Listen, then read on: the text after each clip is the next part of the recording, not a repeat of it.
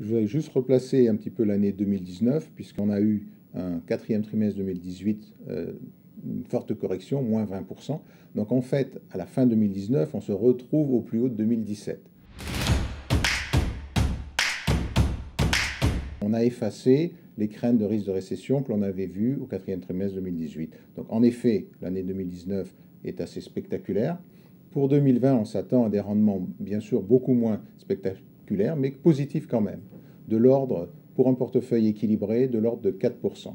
4%, et ce rendement qui est global pour un portefeuille équilibré, donc une performance qui englobe un peu toutes les classes d'actifs, mais quelles seraient les classes d'actifs que vous privilégieriez en 2020?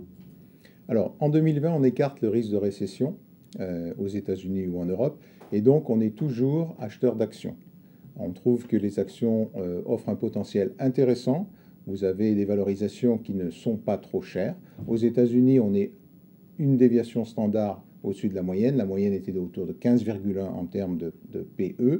On est aujourd'hui dans 17,8. Donc vous voyez qu'on n'est pas vraiment dans des excès. On trouve cependant qu'il y a un intérêt particulier sur les valeurs cycliques, que ce soit en Europe ou aux États-Unis. Et on a un biais vers l'Europe.